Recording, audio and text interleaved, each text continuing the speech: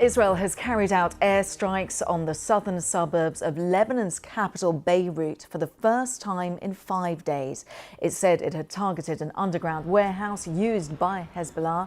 Well, the Israeli military issued an evacuation order early in the morning, telling residents of one building to leave immediately. Well, Israel has repeatedly targeted South Beirut in recent weeks, traditionally Hezbollah's stronghold in the city. Now, the group has continued to fire rockets across the border.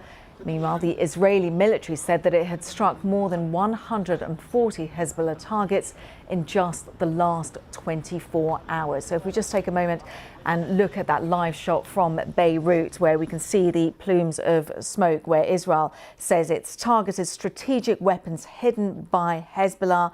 This is the first hit on Beirut in 5 days.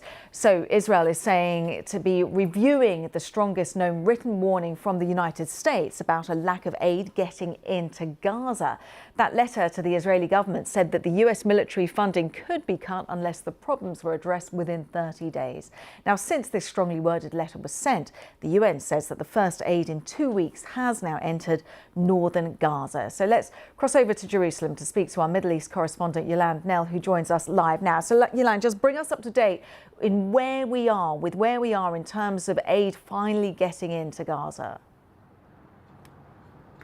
I mean, this is to the north of Gaza in particular, where there has been this Israeli military ground offensive that has gone on for more than 10 days now. And it was in the past couple of weeks, really, that we were getting UN officials increasingly sounding the alarm about the fact that no aid had been getting in through its crossings. About 400,000 people remain in the north of the Gaza Strip, they say.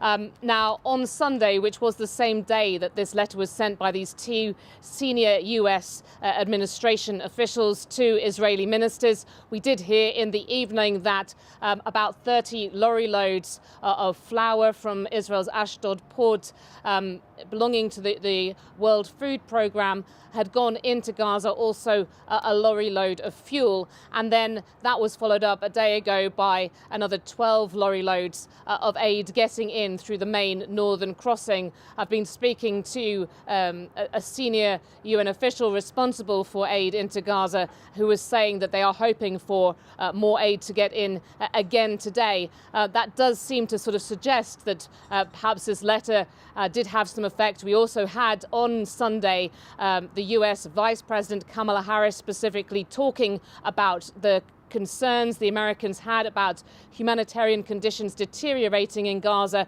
and reminding Israel of its obligations under international humanitarian law. Yolande, when it comes to Israel, it's been defending itself on the airwaves today.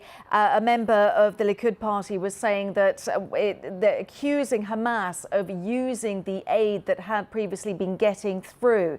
What do we make of this? I mean, this is a consistent Israeli position, and there has been evidence in the past that Hamas has been able to secure some of the aid that has entered into Gaza. What humanitarian workers say now is there's a lot more issues around criminal gangs and smuggling and looting with the aid that manages to get through. They talk about the fact there is not a secure situation in Gaza when it comes to getting these lorry loads of aid in, and that is a major concern which the US letter also calls to be addressed. Yolande, as always, many thanks from Jerusalem. Our colleague there, Yolande Knell, reporting live. Well, we can cross over from Jerusalem. Let's cross to Beirut, where we're joined by Hugo Bachega. And Hugo, we're just getting a line from AFP saying that the mayor of Lebanon is among those killed in these Israeli strikes on a municipality. This is according to local officials, and this is being reported by the AFP news agency. Are we aware? What more can we add to this?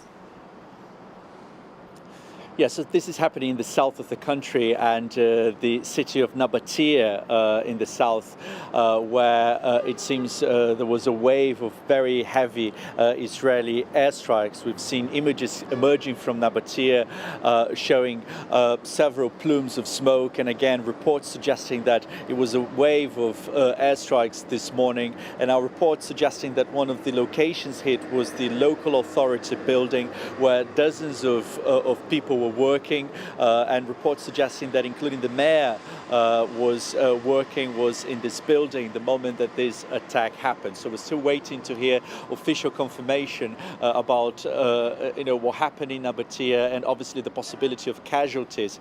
But again, this is an area of Lebanon that has been heavily bombarded by the Israeli military in recent weeks, as the Israeli army continues with this offensive against Hezbollah, not only with airstrikes but also with a ground invasion of parts of southern Lebanon. And Nabatea has been one of the key targets of this air campaign. We know that Hezbollah has a strong presence in that part of the country.